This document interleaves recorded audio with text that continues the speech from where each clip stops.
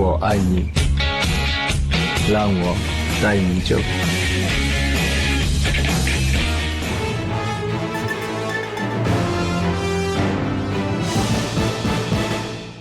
차이나는 찐사부 채널과 네이버 차이나랩 TV가 함께하는 차이나는 찐브리핑 시간이 돌아왔습니다. 오늘은 중국인들의 삶에서 절대 빼놓을 수 없다는 자전거, 이 자전거에 대한 이야기를 갖고 오셨다고요? 네, 아시다시피 중국은 어디서나 자전거를 볼 수 있는 자전거 국가입니다. 그만큼 정말 다양한 종류의 자전거를 볼 수 있고, 심지어 전기 자전거 또한 2019년 기준으로 보유량이 3억 대에 이르렀다고 하는데요. 오늘은 이렇게 큰 시장에서 가장 사랑받고 있는 브랜드인 야디에 대해 소개해드릴까 합니다. 아, 야디, 이 브랜드 저도 들어봤습니다. 예전에 아마 배우 이민호 씨가 홍보 모델도 했었죠. 중국에서 이 전기 자전거 업계 1위일 뿐만 아니라 이 업계 내에서는 최초로 중국 500대 제조기업 랭킹에 진입한 아주 유망한 기업이라고 들었는데 말이죠. 네, 맞습니다. 야디는 2001년에 설립됐고요. 2016년 홍콩 증시에 상장되면서 유니콘 기업이 되었습니다. 현재 시가총액이 37억 홍콩 달러고요. 매출액 또한 약 200억 위안에 달한다고 합니다. 업계 관계자 분석에 따르면 5, 6년 이내에 1000억 위안을 돌파할 수 있는 엄청난 잠재력을 가진 기업이라고 합니다. 와, 1000억 위안이요? 그럼 이렇게 시장 규모가 엄청나게 큰 만큼 야디와 경쟁하는 기업들도 상당히 다양하게 많을 걸로 생각이 드는데요. 이 수많은 경쟁자들을 제치고 야디가 이렇게 업계 1위로 치고 나갈 수 있었던 특별한 이유라도 있을까요? 여러 가지 이유가 있겠지만 무엇보다 고급화 전략을 내세우면서도 적절한 가격의 제품을 지속적으로 출시하는 것이 가장 큰 요인일 것 같습니다. 보통 좋은 전기 자전거라고 하면 100만 원은 거뜬히 넘는데요. 그런데 야디는 최고급 제품이 6천 위안을 넘지 않는다고 합니다.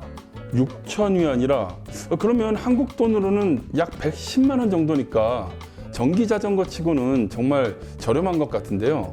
최근에 저도 자전거를 구매하고 싶어서 찾는 중이었는데 이 가격을 보니까 전기 자전거 제품도 나쁘지 않을 것 같습니다. 혹시 또 추천해 주시고 싶은 이 야디 제품이 있을까요?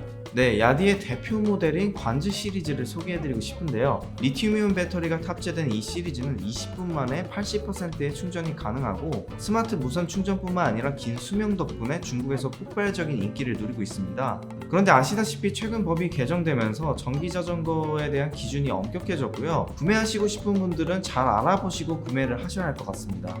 그렇죠. 최근에 한국도 이런 전동 킥보드 같은 개인형 이동장치 이용자가 증가하면서 여기 고라니처럼 불쑥 튀어나와서 위험한 행동들을 하는 이런 킥라니들 때문에 교통사고 수가 막 늘어났잖아요. 그래서 드디어 법까지 개정되었는데 말이죠.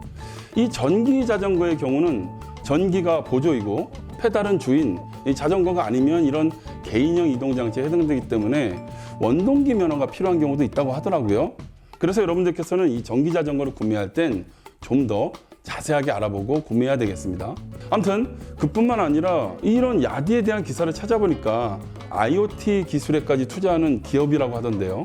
네, 맞습니다. 이는 경쟁사들도 인정하는 야디의 성공 요인입니다. 회장 동진구이의 연설에 따르면 야디의 앱을 통해 시동 및 잠금뿐만 아니라 제품의 실시간 위치 확인이나 차량 LED 색상 변경 같은 편리한 기능을 제공합니다. 설정 여부에 따라서는 경보음이 울리는 보안 기능도 갖추고 있다고 하네요. 또한 야디는 현재 인공지능이나 자율주행 등 4차 산업 분야의 인재들을 대거 스카우트하면서 앞으로 미래가 굉장히 기대되는 기업인 것 같습니다.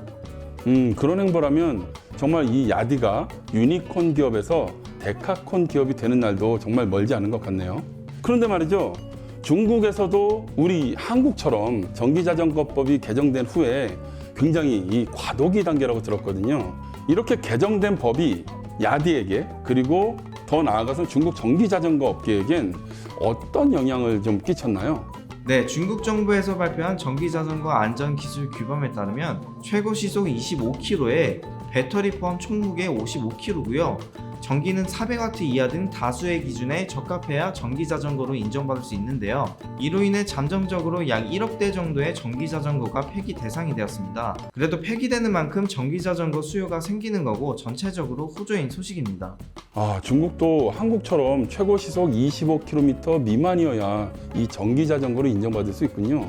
그런데 최고 시속 25km라면 일반 자전거 속도와도 크게 차이가 없어서 굳이 전기 자전거를 구매할 필요가 없을 것 같은데 말이죠.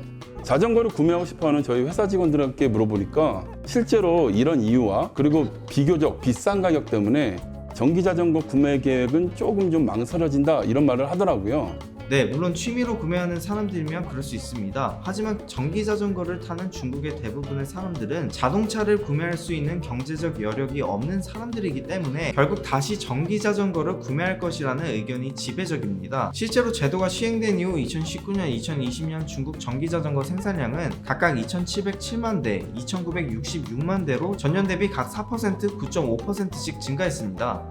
그렇군요. 한국처럼 선택이 아니라 필수이기 때문에 어쩌면 다른 방법이 없을 수도 있겠네요. 전기 자전거로 먼 거리를 출퇴근하는 중국 직장인들뿐만 아니라 특히 생업을 유지하고자 하는 배달업 종사자들에게도 정말 큰 타격이겠습니다. 물론 한국에서도 이 전기 자전거로 라이더로서 알바하는 사람들이 많았는데 그런 부분에도 적잖이 영향을 끼칠 것 같고요. 아무튼 배 에디터, 오늘도 재밌는 토픽 준비해 주셔서 감사합니다. 네, 감사합니다. 네, 오늘은 중국 전기 자전거 관련 이야기를 들어봤는데요. 최근 사실 전 세계적으로 이런 환경 보호에 대한 논의가 상당히 심도 있게 논의되고 있는 가운데 전기 자전거 시장은 확실히 유망한 산업인 것만큼은 분명한 것 같습니다. 또한 최근 코로나로 인해서 비대면 소비가 증가했죠. 그러면서 배달 수요도 급증했고요. 그렇기 때문에라도 이런 추세는 향후에도 계속될 전망이고요. 우리 한국의 전기 자전거 시장도 계속 성장하고 있는 건 맞지 않습니까? 그래서 분명히 향후에 우리의 경쟁자로서 등극할 이들의 행보를 지켜보면서 우린 그 앞날에 대해서 좀 더 대비해야 될 것 같습니다. 지금까지 차이나는 위클리 찐브리핑이었습니다. 감사합니다.